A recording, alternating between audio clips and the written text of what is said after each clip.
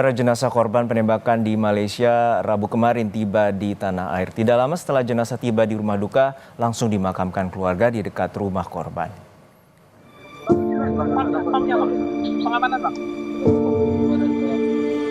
Jenazah WNI korban penembakan di Malaysia tiba di tanah air melalui Pekanbaru, Riau.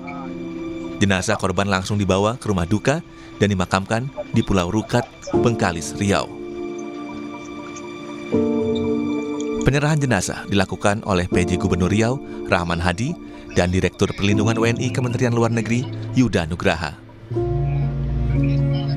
Saat penyerahan jenazah, pemerintah melalui Kementerian Luar Negeri menyatakan telah meminta investigasi menyeluruh ke pemerintah Malaysia, yakni soal klaim Malaysia yang menyebut WNI melakukan penyerangan. Usai memberi keterangan soal kronologi kejadian, Kemlu juga menyebut akan terus mendampingi korban luka.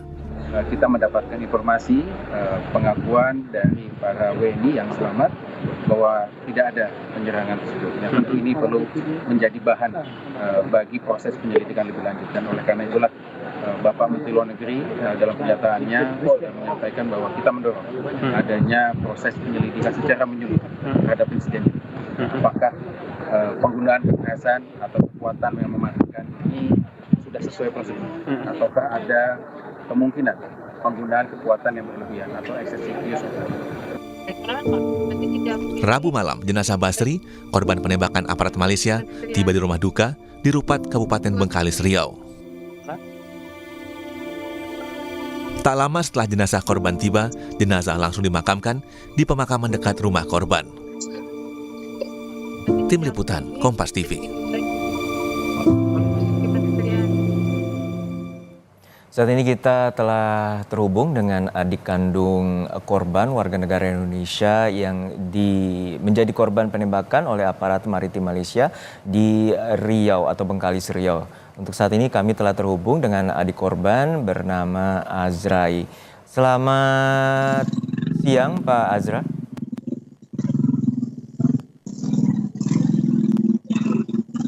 Halo, selamat siang. Halo, siang.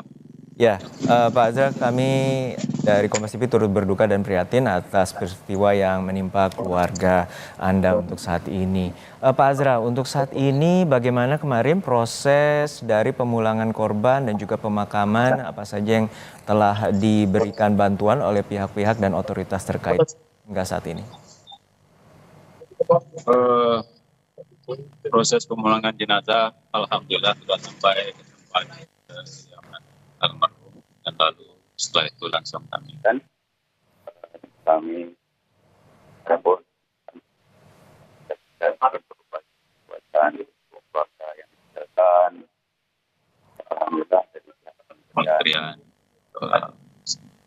di pusat dan juga PP3. Oke Pak Azra, boleh minta sedikit untuk handphone atau alat perangkat komunikasinya didekatkan dengan lebih dekat lagi?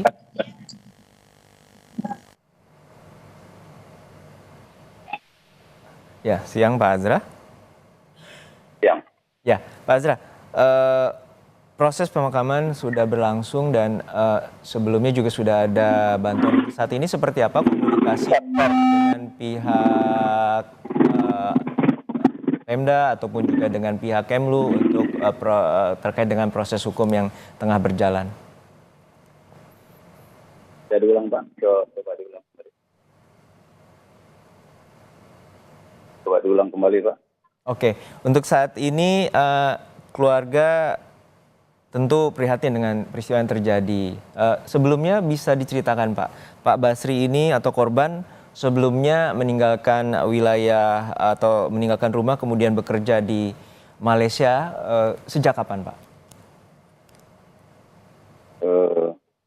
Korban nama Basri, saudara kami ini meninggalkan kampung halamannya.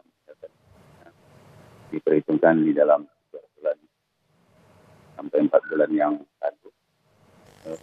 Keberadaan pergian itu memang sangat tidak diketahui oleh keluarganya karena beliau adalah seorang pencari pekerjaan kehidupan sana sini tidak diketahui Karena dia hidup sendirian di rumah, anak keluarganya Sudah jauh berkeluarga. di sisi orang tuanya, Pak.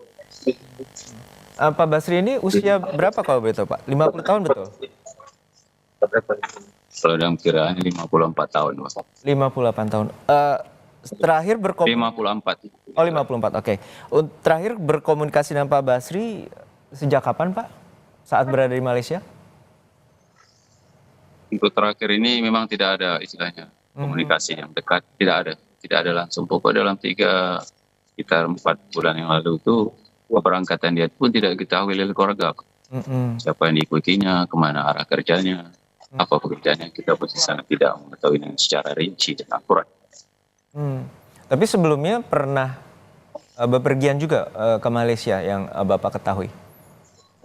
Oh, beliau ini banyak misalnya untuk mencari kehidupan tuh tempat-tempat dia mencari kehidupan kan, di mana ada saudara, situ dia mencari pekerjaan, rumah itu pelintung, ke pasir, ke upat. Jadi inilah yang tidak bisa ditentukan kerjaan positifnya itu yang menetap. Oke. Kalau bolak-balik ke Malaysia itu memang dia mungkin ada peluang yang tertentu, mungkin bisa jadi berangkat, bisa jadi enggak gitu, kadang istirahat gitu. Artinya ada relasi atau kerabat juga di sana, begitu maksudnya Pak Azra? Relasi dan kerabat ini yang tidak ketahui sama sekali, relasi apakah pekerjaannya, kerabat siapakah yang diikutinya, itu sangat tidak diketahui kepadanya. Itu saja. Berdasarkan mungkin cerita atau sepengetahuan Bapak dan keluarga selama ini, bila bepergian ke Malaysia itu bekerja sebagai apa, Pak? Itu saya katakan, jadi sebenarnya di awal pekerjaan dia sangat tidak kita ketahui, kerja apakah dia, dengan siapakah dia bekerja, tidak diketahui. Itu. Kalau dia mungkin bekerja di sana sebagai kuli bangunan, ya ketemu pekerjaannya sebagai kuli buruh tani, ya buruh tani.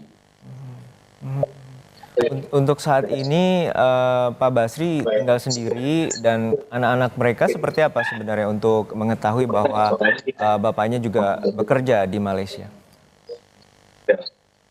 Untuk pengetahuan anak terhadap orang tuanya sangat tidak dekat sekali, Pak. Karena anak-anak ini merantau berlainan daerah, Pak.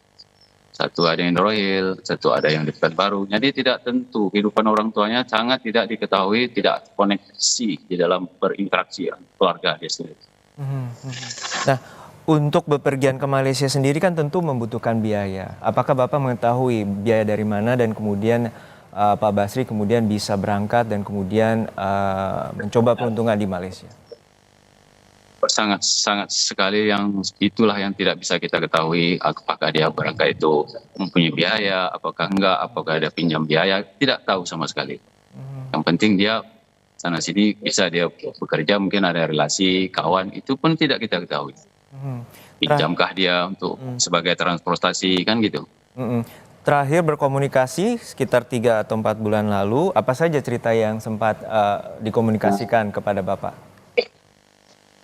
Mungkin kabarkah atau apa? Komunikasi itu 3-4 bulan lalu itu tidak ada komunikasi, Pak. Tahu-taunya saudara ini udah meninggalkan tempat gitu aja, Pak. Mana dia berangkatnya kita tidak ketahui persis keberadaan keberangkatan dia itu, Pak. Kita tahu seperti ini kabarnya. Untuk saat ini Bapak tentu mengetahui ada juga 4 warga negara Indonesia lainnya yang menjadi korban penembakan oleh aparat maritim Malaysia.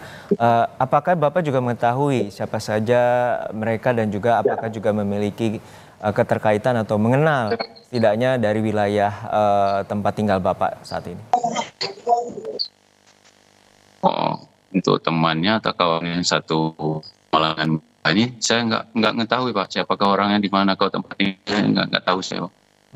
Oke. Nggak pernah saya ketahui itu. Oke.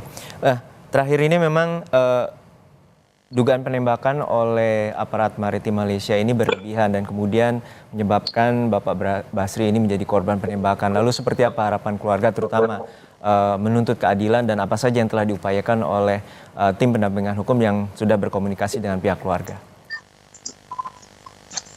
Begini, Pak, kalau soal kematian kami ini terima, karena kematian itu adalah suratan hidupnya dari Yang Maha Kuasa. Kami sudah menerimanya ya. Kedatangan yang penting pihak keluarga dan masyarakat wajib ataupun harus kembali ke tempat tinggalnya berdomisili di mana tumpah darah lahirnya. Lalu kami bisa menyelenggarakan bersama untuk dimakamkan di tempat asli dia di mana dia tinggal. Dan juga harapan kami juga keluarga seperti hal yang terjadi sedemikian tindakan kekerasan oleh APM Malaysia ini, kita tak tahu siapakah yang pelakunya. Kita harap pihak pemerintah negara kita kalau sudah memang ada fasilitas seperti ini, hukum yang menindaklanjuti di pusat, kementerian pusat, daerah, BP3 MI daerah ikut turut andil untuk menyelesaikan menjadi mus. Kami dari keluarga ingin ini diusut, Pak. Dan ini boleh tindak lanjut terhadap korban yang kami rasakan saat ini. Baik kita harapkan pengusutan tuntas dan juga memenuhi rasa keadilan bagi keluarga, dan sekali lagi kami ucapkan prihatin dan juga turut berbelasungkawa atas musibah yang terjadi pada keluarga Anda. Terima kasih Bapak Azrai, adik dari korban penembakan di Malaysia.